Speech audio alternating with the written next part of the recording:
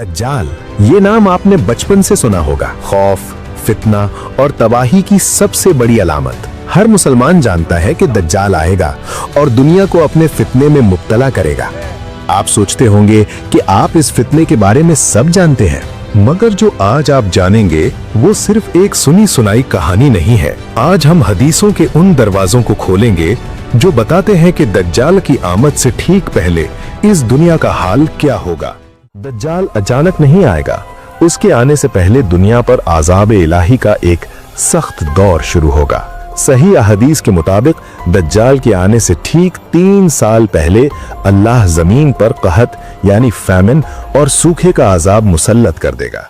सही बुखारी हदीस नंबर 7131 में आता है, नबी करीम सल्लल्लाहु अलैहि वसल्लम ने फरमाया, हर नबी ने अपनी कौम को उस काने और झूठे यानी दज्जाल से डराया है।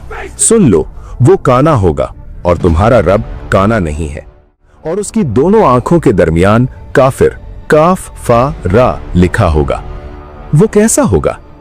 एक भारी भरकम जिस्म वाला शख्स, उसके बाल घुंघरियाले यानी कर्ली और सख्त होंगे। उसकी एक आंख फूली हुई होगी जैसे अंगूर का दाना उभरा हुआ होता है। लेकिन उसकी सबसे बड़ी ताकत उसकी शक्ल नहीं, उसके वो मौजज़े होंगे जो असल में अल्लाह का दिया हुआ एक इम्तिहान होंगे। भूखी और प्यासी दुनिया, लोग तबाह हो रहे हैं। ऐसे में दज्जाल आएगा, उसके आगे पीछे खजाने चलेंगे जैसे शहद की मक्खियां अपनी रानी के पीछे चलती हैं। रोमन और यहूदी मक्का और मदीना के अलावा हर शहर पर उसके कदम पड़ेंगे। इस फहान के 70,000 यहूदी जिन्होंने तयालिसन हरी चादरें पहनी होंगी उसके पैरोकार बन जाएंगे। दज्जाल जब मदीना की तरफ बढ़ेगा तो फरिश्ते उसकी तलवार को वापस मोड़ देंगे। वो मदीना में दाखिल नहीं हो सकेगा। वो मदीना के बाहर एक नमकीन जमीन पर अपना डेरा डालेगा। उस वक्त मदीना में 3 ज़लज़ले आएंगे और जितने भी मुनाफिक होंगे वो डर के मारे मदीना से निकलकर दज्जाल के पास चले जाएंगे। फिर मदीना से एक नौजवान निकलेगा, ईमान और तकवे का निशान। मुसलमान दज्जाल के खौफ और जुल्म से बचने के लिए जबल दुखान और दमिश्क में पनाह लेंगे। इमाम महदी मुसलमानों की क़यादत कर रहे होंगे। मुहासरा सख्त हो जाएगा, दुश्मनों की तादाद बेशुमार और मोमिन भूख और प्यास से निदाल। एक बार फिर जिस तरह बनी इसराइल ने दुआ की थी, उम्मत मुस्लिमा अल्लाह से मदद की फरियाद करेगी। ईसा इब्न मरियम अलैहिस्सलाम, वही नबी जिन्हें रोमन और यहूदी सदियों पहले कत्ल करने आए थे, जिन्होंने सोचा था कि उन्होंने ईसा को सूली दे दी, मगर अल्लाह का फैसला कुछ और था। कुरान बिल्कुल वाज़ेह कहता है, ना उन्होंने ईसा को कत्ल किया ना सूली दी, बल्कि उन पर शुबह डाल दिया गया और अल्लाह ने उन्हें अपनी तरफ उठा लिया। आज वही ईसा इब्न मरियम वापस आएंगे।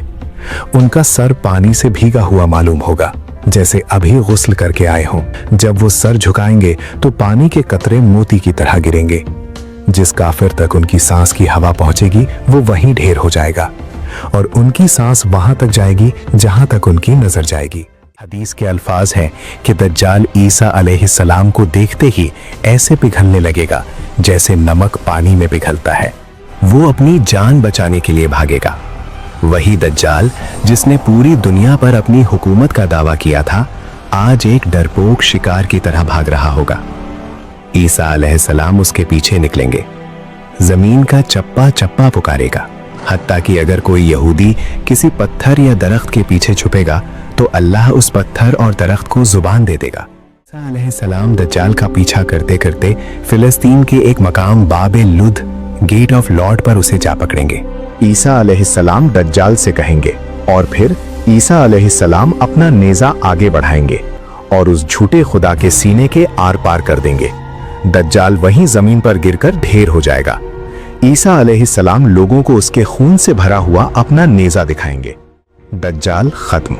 तारीख का सबसे बड़ा फितना गर्क हो गया। सच्चाई और हक की अजीम तरीन जीत। ये वाकया जो आने वाले वक्त में होगा सिर्फ एक कहानी नहीं, तारीख का सबसे अजीम सबक है।